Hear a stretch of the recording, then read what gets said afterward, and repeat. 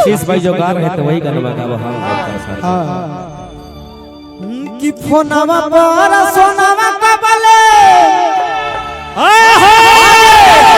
सैया सैया गे अरे तो कहो सैया सैया गे आगे जड़ा में बंदो को नहीं आगे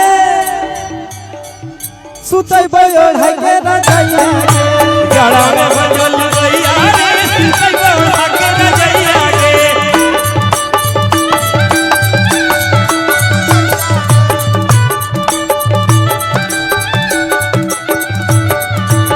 दोबारा बेस ये बात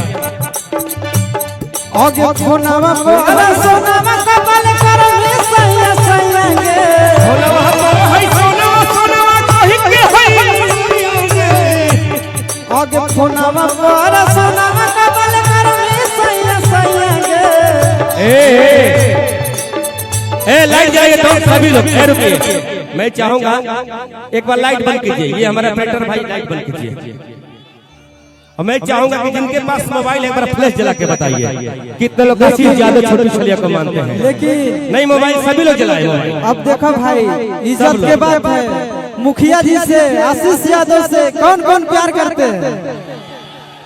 नहीं पीछे वाले भैया सब लोग उधर के उधर सब लोग मोबाइल जलाइए। कि हेगे नवादा के भतार बड़ी रंगीला हो कि सोहब जिला के छोड़ा आगे ढीला हो हाय हाय हाय हेगे नवादा के भतार बड़ी रंगीला हो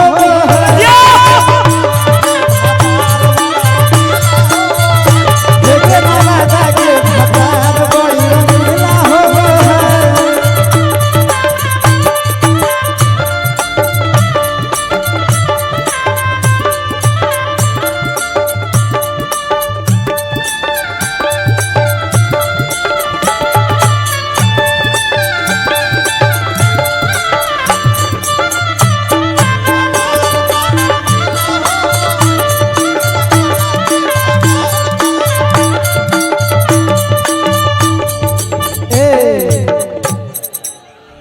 आगे गाँव में बियाह कर ले यार खूबे करबो आगे गाँव में बियाह कर ले प्यार खूबे करबो अरे छौड़ा भैया लागो ही भातार कैसे कहबो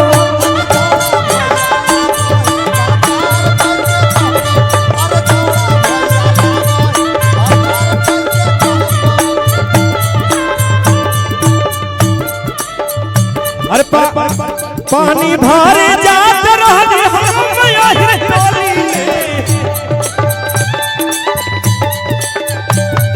पानी भरे जात रहले हम आहिर टोली में आहिर दादा आहिर दादा आहिरा हाथ दलरस चोली में आहिर दादा आहिरा हाथ दलरस चोली में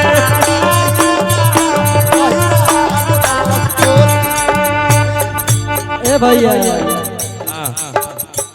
अरे बेरी बेरी बरजी अच्छी न न जइहा घूमे जमुनवा है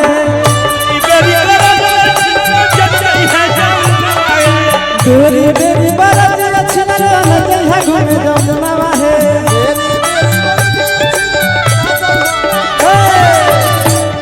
अरे गोदी उठाई के मजा मारल कहिया हीरा के ललनवा है